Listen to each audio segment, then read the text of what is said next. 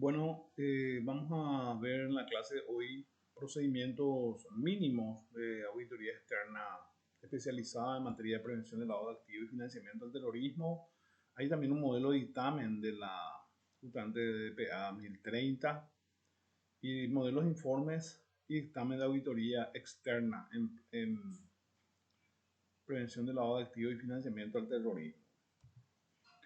Bueno, y sabemos que tenemos cuestionarios, tenemos la auditoría externa especializada en materia de lo que es prevención del lavado de activos y financiamiento al terrorismo, es una auditoría de cumplimiento de las normas, cumplimiento de los estándares, y bueno, se le van agregando otros temas también que son de cumplimiento, ¿verdad?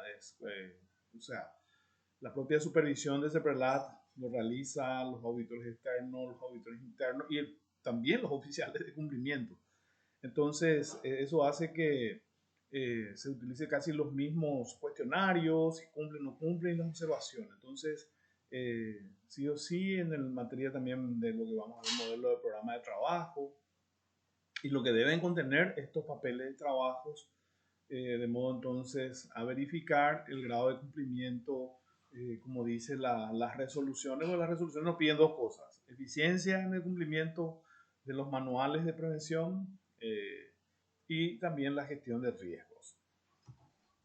Bueno, y en materia de evaluación de riesgos es básicamente evaluar ese perfil de riesgos en materia de lavado de activos y financiamiento al terrorismo, ver que se cumplan los parámetros en materia de análisis de riesgo, e identificar el cliente. Identificar al cliente y su riesgo de lavado de activos con respecto a la empresa. Y como objetivo en materia del programa sería el control del análisis de riesgos del lavado de activos y financiamiento al terrorismo de ese sujeto obligado, determine si ese sujeto obligado ha incluido todas las áreas de riesgos, inclusive productos, servicios nuevos o clientes, entidades y ubicaciones geográficas, que son los factores de riesgo de acuerdo a la metodología de Volvers. De hecho, que cuando yo estoy haciendo una autoevaluación de riesgo de lavado de activos, ya tienen que incorporar las áreas cuyos riesgos residuales sean superiores a, en este caso, 3, ¿verdad? Y determinar si el proceso del sujeto obligado para controlar y actualizar periódicamente un análisis de riesgo idóneo. Entonces, con respecto a eso serían los objetivos al cual tiende nuestro trabajo como auditor externo especializado en materia de prevención. También si el sujeto obligado no ha elaborado un análisis de riesgos, que hay muchos sujetos obligados que no lo realizan, o si este no es idóneo, significa que no cumple con las características en materia de lo que implica los factores de riesgo, que son productos, servicios, cliente, socio, o podría ser también aportante, donante, benefactor, los canales de comercialización, de distribución, también las áreas geográficas. Igualmente también si el supervisor de llevar a cabo un análisis de riesgos en materia de lavado de activos y financiamiento al terrorismo, y documentar el perfil de riesgo de lavado de activos y financiamiento al terrorismo del sujeto obligado y cualquier deficiencia que hayan identificado en el proceso de análisis de riesgos. Acá tenemos un programa de trabajo. Nosotros lo tenemos que realizar. Tenemos los papeles de trabajo en blanco, ya con todas las referencias. Y acá, evidentemente, al elaborar, tiene que estar en el infinitivo de la tercera persona. Entonces acá no tiene que ser control el análisis de riesgo, sino controlar, verificar, analizar. Por eso a propósito pusimos mal, ¿verdad? Para no decir que está mal la presentación, pero tiene que terminar ar, el, ir, ur. Controlar, verificar, analizar. No vamos a poner la palabra analizar porque después dice el análisis. Entonces es controlar o verificar el análisis de riesgo del sujeto obligado. Determinar si el sujeto obligado ha incluido todas las áreas de riesgo, inclusive productos, servicios, clientes, entidades y ubicaciones geográficas, que hacen referencia a los factores de riesgos de la metodología de Volvers. Determinar si el proceso del sujeto obligado para controlar y actualizar periódicamente un análisis de riesgo idóneo. O sea, hablamos de los periodos que están en las propias normativas. En el caso de Paraguay, habla de 2 años de identificación de riesgo, 4 años de metodología. Hay otros países que te dicen 12 meses. pero esto es un proceso permanente y que esos análisis estén realizados por personas que tienen conocimiento, ¿verdad? Y si el sujeto obligado, acá falta el verbo, ¿verdad? Sería verificar si el sujeto obligado ha elaborado un análisis de riesgo o si este no es idóneo, igualmente el supervisor debe llevar a cabo un análisis de riesgo de lavado de activos y financiamiento del terrorismo. O sea, supervisor porque hace referencia a la CEPRELAT, pero hace lo mismo el auditor. O sea, si el auditor también, ¿verdad? Entonces, este es un modelo de lo que estuvimos viendo recientemente. Obviamente yo lo voy a elaborar por áreas, ¿verdad? Que aquellas áreas que en mi proceso de autoevaluación de riesgos hayan resultado más de 3. Porque estamos hablando, si uso una matriz 3x3, 9. Si no uso una matriz igual, como los riesgos, alto riesgo es 3. O sea, sí o sí hago referencia a 3x3, 9 y tiene que ser superior a 3, ¿verdad? Aquel riesgo inherente que tiene que incorporarse en mi programa de trabajo. Bueno, entonces, también en materia de lo que es la estructura de cumplimiento, hace referencia a evaluar o determinar si el sujeto obligado ha designado a una persona o persona responsable del programa de cumplimiento a anti-lavado de activos y contra el financiamiento del terrorismo, ¿verdad? General. Determinar si el oficial de cumplimiento del sujeto obligado tiene la autoridad y los recursos suficientes para cumplir con todas las obligaciones de manera eficaz y analice la competencia del oficial de cumplimiento del sujeto obligado y su personal según sea necesario. Una evaluación de la estructura de cumplimiento, por eso también nos pide un organigrama generalmente. Determinar si el área de cumplimiento del sujeto obligado cuenta con el personal suficiente para el nivel de riesgo general del sujeto obligado, sea un producto, servicios, clientes, canales, habla siempre de la metodología, habla siempre de los factores de riesgos y el tamaño y las necesidades de cumplimiento en este proceso anti-lavado de activos y contra el financiamiento del terrorismo. Importante destacar las terminologías, ¿verdad? Que sí o sí están. Cuando hablamos de anti-lavado y contra el financiamiento del terrorismo, es más bien del Estado, ¿sí? Cuando hablamos de PLAFT, es del sujeto obligado. Analícenlo, que no exista conflicto de interés y que el personal cuente con el tiempo suficiente para cumplir con todas las obligaciones. Entonces, tenemos algunos modelos que usamos en la consultora o campo asociado, que tenemos en las planillas, tenemos todo esto, ¿verdad? Que voy realizando para ver un poco el tema del conocimiento, si cumplen o no cumplen en materia sería de haber el nivel de confianza, digamos, de parte de esa institución en el conocimiento. Muchas de nuestras empresas no lo cumplen, ¿verdad? Entonces, he descrito un poco ese manual de cumplimiento en materia de conocer las políticas, el grado de compromiso de parte de las autoridades, etc. Bueno, entonces así vamos viendo modelos, como le digo, esto yo lo realizo como un apoyo más a mi trabajo de conocer al cliente, ¿verdad? Medida de prevención y control, su objetivo es evaluar la idoneidad del programa de cumplimiento, anti-lavado de activos y contra el financiamiento del terrorismo, en los sujetos obligados sería PLAFT, determinar si el sujeto obligado ha desarrollado, administrado y mantenido un programa eficaz para el cumplimiento del anti-lavado de activos y contra el financiamiento del terrorismo y todos sus reglamentos de ejecución. Son las medidas de prevención y control.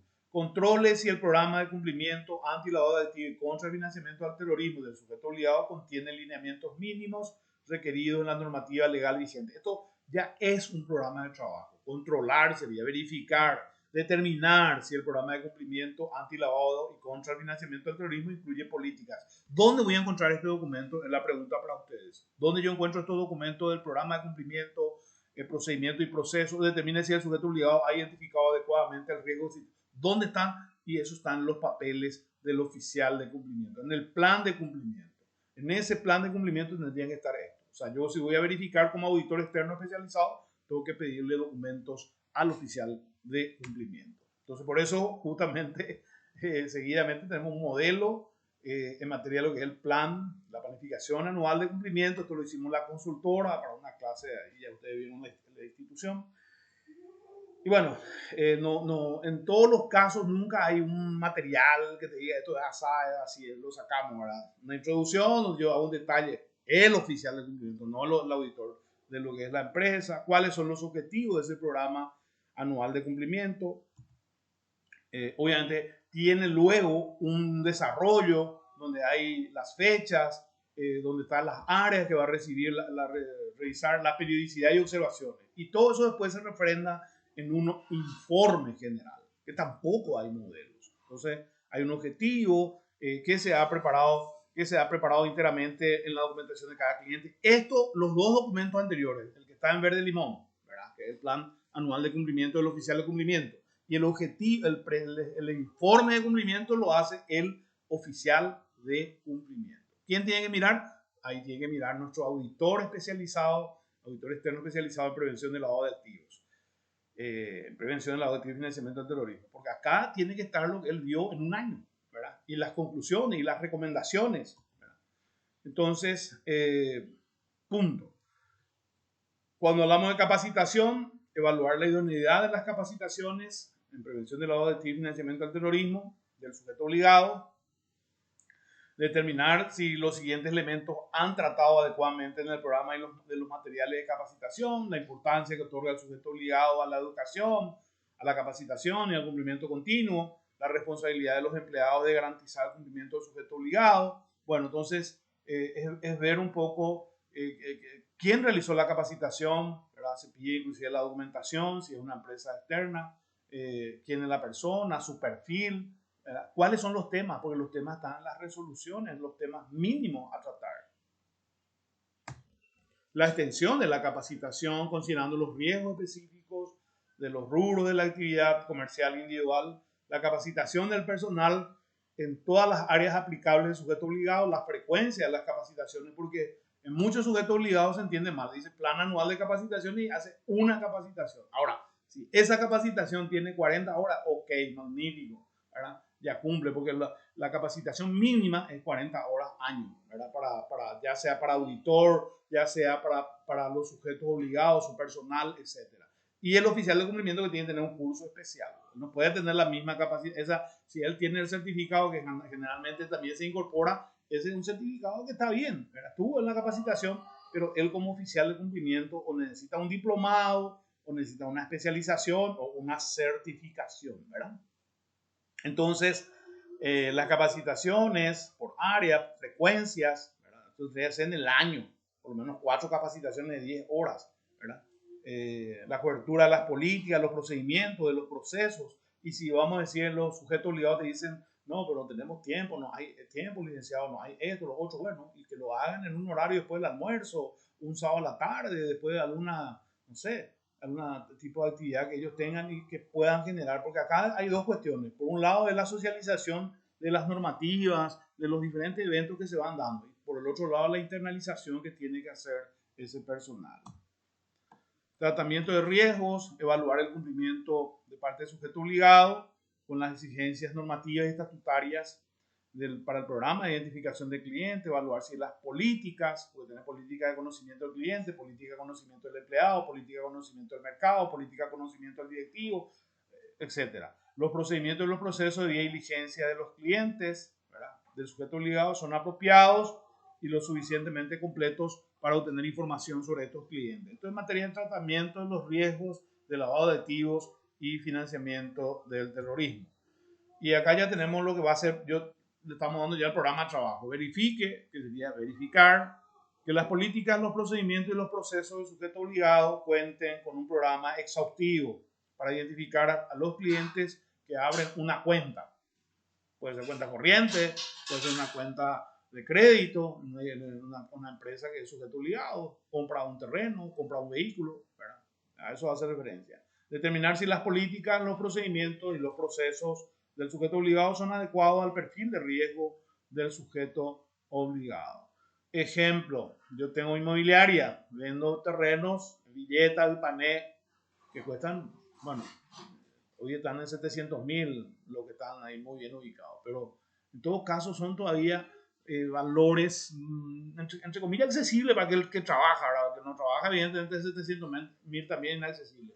Pero otra cosa es vender por una propiedad que, un complejo ahí está en una Italia, que tiene mucha difusión, ¿verdad? O alguna propiedad que está allá por Hernandarias, que es un cerrado y donde hay casas de 3 millones, 4 millones de dólares, ¿verdad? Entonces, va a depender del tipo de producto y ya sabes, a mayor suntuosidad, a mayor valor de tu producto, hay un riesgo mayor. ¿Por qué? No es por el producto en sí, sino por el cliente. El cliente que va a comprar puede ser un multimillonario, ¿verdad? Multimillonario que su abuelo, su tatarabuelo, etcétera, fue Bernardino Caballero, tomó toda la tierra de Paraguay y bueno, su familia tiene plata el resto de su vida. Pero por ahí es una persona que 10 años atrás, 20 años atrás, como conocemos mucha gente, no tenían ni para el pasaje, hoy son acaudalados, por ejemplo. Entonces, por ahí puede existir alguna probabilidad, de acuerdo a los factores de riesgo, de acuerdo a la evaluación nacional de riesgo, de acuerdo a la guía general, de acuerdo a la tipología, que haya una probabilidad de lavado de activos. Bueno, entonces, el perfil de riesgo. Determine si el sujeto obligado dispone de procesos para obtener información al momento de la apertura de la cuenta, además de garantizar que se mantenga la información actualizada al cliente. Dos cosas acá. Por un lado, el riesgo de vinculación, que está en el manual. Está. O sea, cuando yo me voy a tu empresa o a la empresa de ese sujeto obligado, se le tiene que preguntar por qué vino, cómo llegó a la... Y bueno, y te va a decir las redes, tuve un primo que compró, tengo un pariente, no sé, mi esposa, X. Y por el otro lado, la información se tiene que actualizar. Porque yo hoy te puedo dar una información, pasado mañana cambió. Entonces, hay que tener actualizada la información dependiendo también del riesgo del cliente. Determine si las políticas, los procedimientos y los procesos permiten cambios en la valoración del riesgo o en el perfil del riesgo del cliente. Entonces, es importante todos estos procesos, todos estos procedimientos que permita captar una matriz transaccional o una tabla transaccional de cada cliente. Determina quién es responsable de controlar o aprobar tales cambios. Entonces, esto con respecto a los tratamientos de los riesgos. Puede haber 15 también objetivos en un trabajo, puede haber 3 objetivos. Tema que los objetivos me den la posibilidad de concluir, ¿verdad? La información, o sea, para un informe de un auditor externo especializado. Controle los procedimientos y procesos de vía y vigencia especial que el sujeto obligado utiliza para identificar a los clientes que puedan plantear un mayor riesgo de lavado de activos o de financiamiento del terrorismo. Entonces, hay una estrategia a seguir desde el riesgo inherente, pasando por la autoevaluación de riesgo de la propia entidad, pasando por la identificación, evaluación, mitigación de riesgo, a la de vía y diligencia, porque ya ese riesgo identificado me va a permitir si es de vía y diligencia simplificada, estándar o la ampliada o reforzada según la resolución 50-2019 de la CEPRLAT, que habla de personas expuestas políticamente. Entonces, y a partir de ahí, con los buenos controles, voy a tener un riesgo residual menor al 30%. A eso hace referencia estos procedimientos y procesos. Determine si el sujeto obligado proporciona orientación para la documentación de análisis asociado en los procesos de vía y vigencia que incluyan guías para resolver problemas cuando se obtenga información insuficiente o incorrecta. Que la propia CEPRLAT ya me dice a mí, si él no me da información, no quiere colaborar, retasea, deja de operar con él. Ahora, lo que pide acá es tener un protocolo de cómo reaccionar como empleado, ¿verdad? Cómo operar como empleado en el caso de que haya información insuficiente o incorrecta. Si es incorrecta, hay que preguntarle. Si él se mantiene y es incorrecta, bueno, se va a ir a hacer puede haber una demanda por declaración falsa. En materia de operaciones, evaluar políticas, procedimientos y procesos del sujeto obligado y el cumplimiento general de las exigencias normativas para la detección y elaboración de informes sobre actividades sospechosas, que son los ROS, y evaluar el valor de esta información en la detección de actividades sospechosas. O sea, sabemos ya nosotros que para hacer un ROS necesito dos cualidades, dos antecedentes. Por un lado, que haya inusualidad y por el otro lado, que sea sospechoso. Entonces, para la inusualidad va a depender. Una persona que me paga 400.000 mensual y de repente viene y me paga 40 millones. ¿Está por debajo del umbral? Está por debajo, pero es inusual.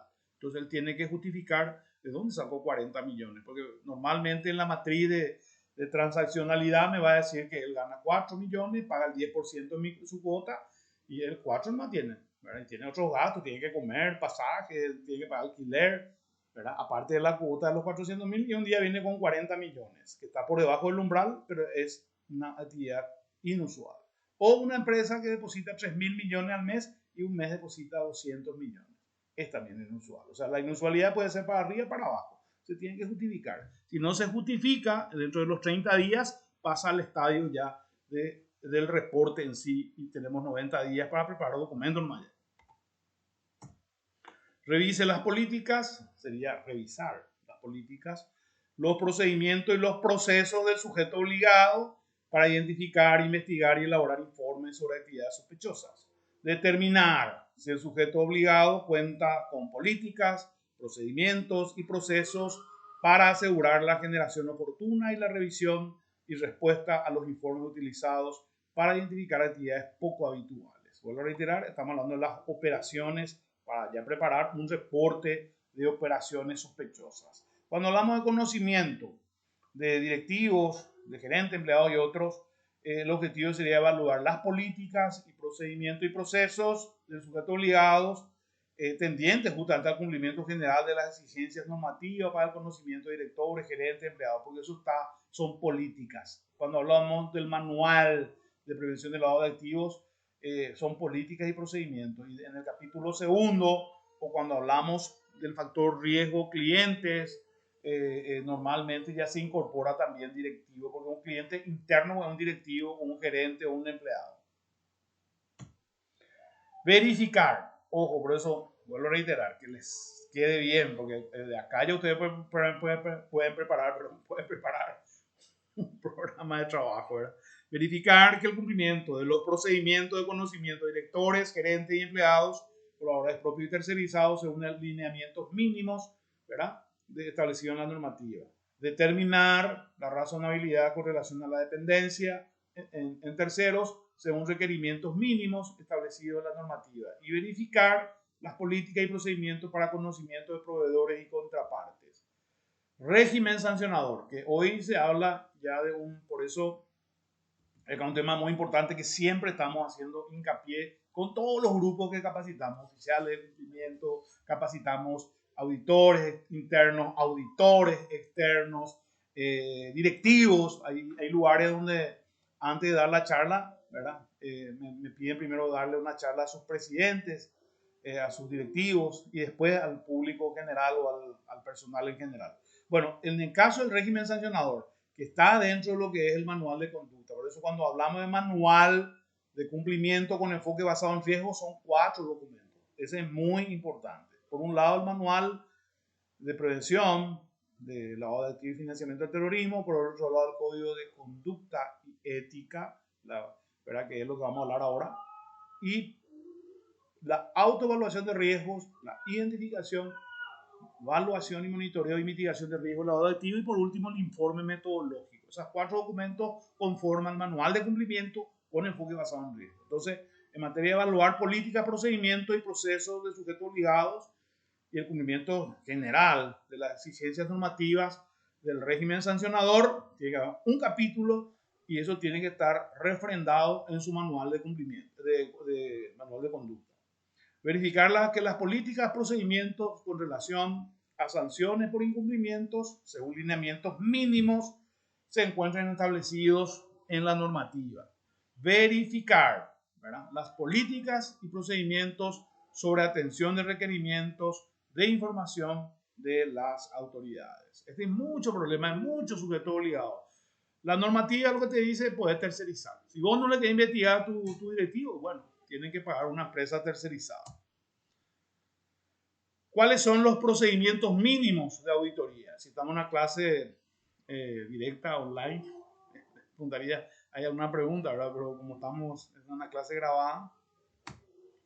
Bueno, y esto ya me da la DPA 1030, en donde habla de evaluación de riesgos, ¿verdad?, en el sistema de prevención, artículo 2, esta es una resolución 172, pero también están en todas las resoluciones, en donde yo pueda ver la situación de lo que se vio, porque acá en materia de hallazgos, ¿verdad?, hay 4 procesos que seguir. Por un lado, ver lo que yo vi, como dice acá, la evidencia que yo tuve. ¿Qué es lo que yo vi? No, la empresa básicamente no hace evaluación de riesgos, no visualicé, no tuve acceso, porque por ahí puede tener, ¿verdad?, yo no accedí. Entonces siempre hay que cuidar esas expresiones, ¿verdad?, cuando escribo el informe. Entonces no visualicé, no accedí, ¿verdad? El tema es lo que implica la evaluación de riesgos. Y a partir de ahí yo tengo que ya explicar lo que dice la norma, que es el artículo segundo, y ver las causas, el del por qué, y cuáles serían las consecuencias para recomendar, ¿verdad?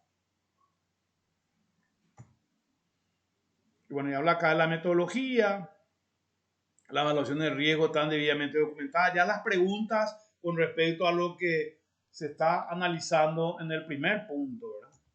Factores de riesgos, habla acá el artículo cuarto, eso varía mucho dependiendo del tipo de sujeto obligado, ¿verdad? Y obviamente la misma cosa, o sea, ¿qué es lo que yo vi? ¿Qué es lo que dice la norma? ¿Cuáles serían las causas? ¿Cuál sería la recomendación? ¿Cuál sería la recomendación mía en materia que tiene que cumplir? Porque esta es la metodología que se aplica cuando hablamos con el enfoque basado en riesgo. Vuelvo a reiterar, esto es una obligación del país, el artículo, o sea, el estándar 1 de Gafi. Y obviamente el país, a través de sus autoridades, exige a los diversos sujetos obligados. Hay modelos de informes de auditoría externa especializada en prevención del lavado de activos y financiamiento al terrorismo. Muestra de la DPA.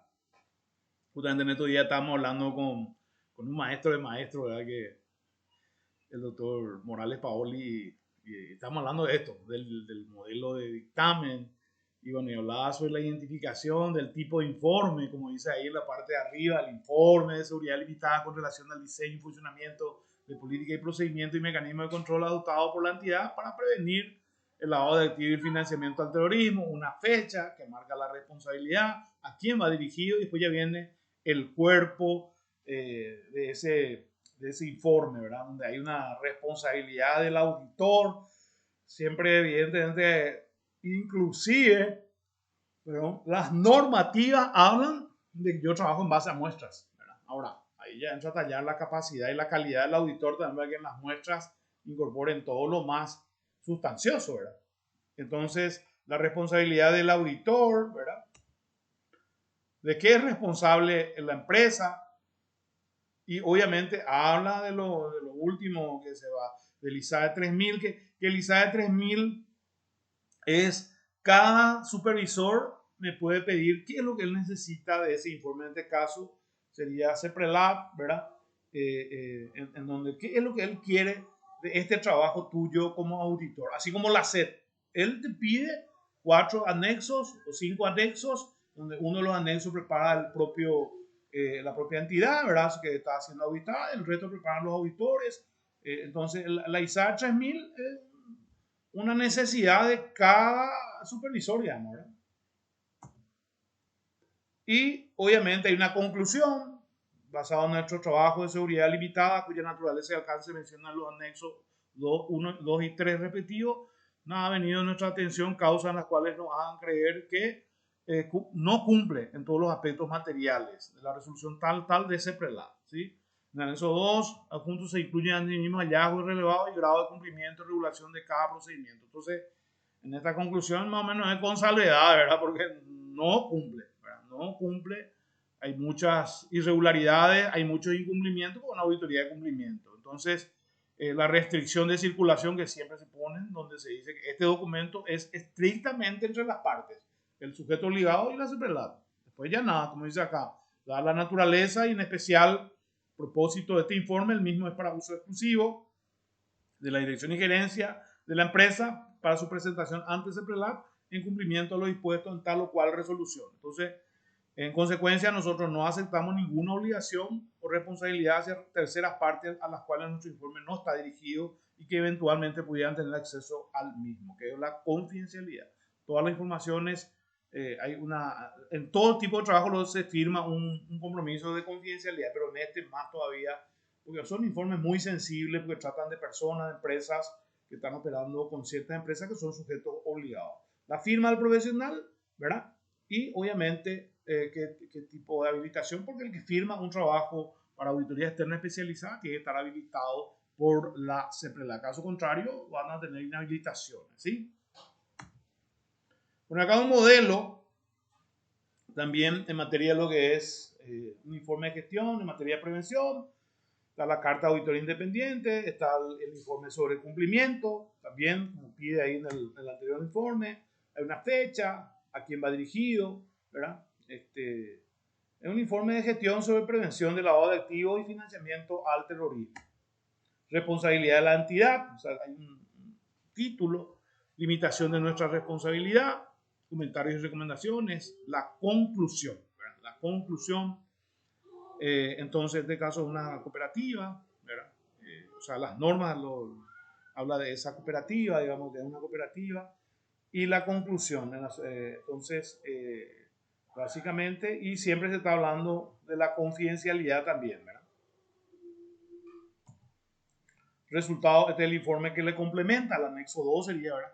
En donde hablan ya de qué es el resultado de la evaluación sobre el cumplimiento de la ley 1015/97 con sus respectivas observaciones, ¿verdad? Entonces, se detallan, se hace un detalle y se da la oportunidad, obviamente, darle la respuesta a la gerencia, ¿verdad? Entonces se va viendo punto por punto esa normativa y el grado de cumplimiento que tuvo nuestro sujeto obligado, ¿verdad? Están las diferentes inscripciones y ya el dictamen, ¿verdad? El dictamen a los miembros no realizado, ¿verdad? Habla de una auditoría de cumplimiento, habla de que la administración es responsable de las actividades desarrolladas por la entidad y el cumplimiento, porque eso es importante, no se puede delegar en ningún caso, se puede delegar la responsabilidad del sujeto obligado sobre cuestiones que tienen que ver en materia de prevención del lavado de activos y financiamiento al terrorismo. Entonces, tal cuerpo, la responsabilidad de los auditores independientes que trabajan en base a muestras, ¿verdad?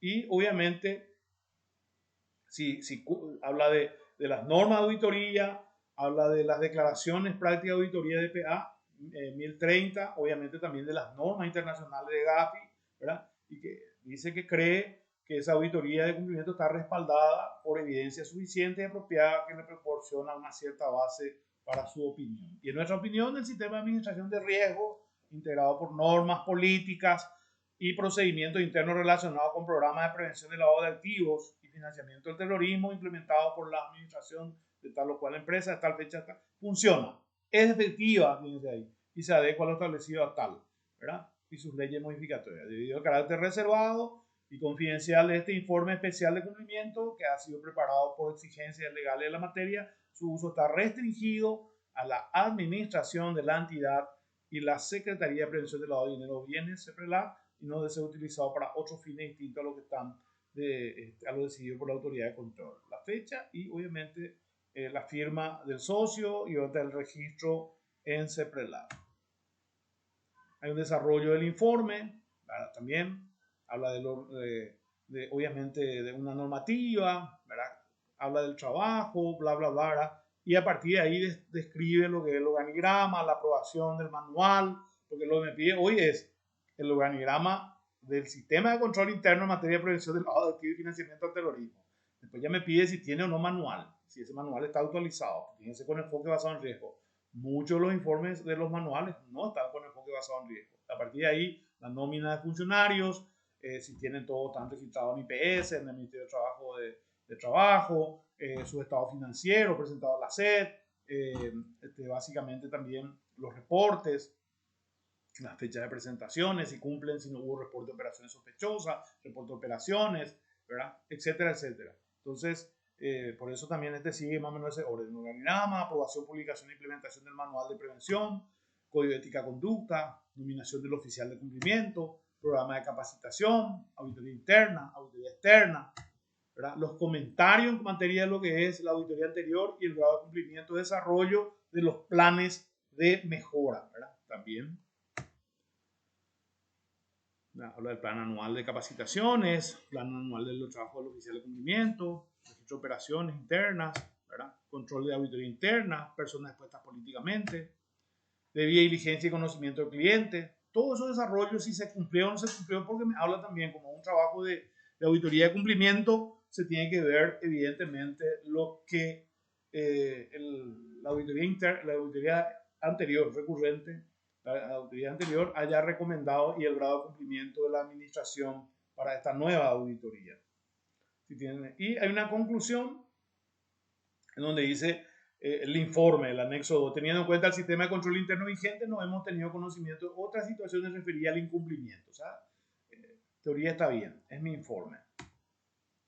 Y bueno, ahora sí la remanida, la pregunta, ¿verdad? Entonces, con esto estamos terminando, ¿verdad? Estas 4 clases que, como estamos con un classroom, ¿verdad? En ese caso, ahí van a estar los materiales, vamos a tener más tareas ya ahora con respecto a lo que fue el módulo 3, la clase 3 y esta clase 4 para poder completar y ya evidentemente cumplir todo lo que nos pide a los efectos de la certificación de la cantidad de horas que a ustedes les va a servir como auditor externo especializado. Entonces, agradeciendo ya, ¿verdad? La atención y bueno, subsanando de esta manera el inconveniente del tecnológico que tuvimos ayer que no podíamos, no se podía ingresar. Entonces, estamos complementando con esta grabación. Entonces, les deseo feliz fin de semana. Esto vamos a alzar al Classroom y también vamos a compartir en nuestro grupo de WhatsApp. Así es que muchas gracias a todos y cualquier consulta lo pueden hacer hacia el grupo de WhatsApp o lo pueden hacer en el Classroom. Muchas gracias a todos. Feliz jornada.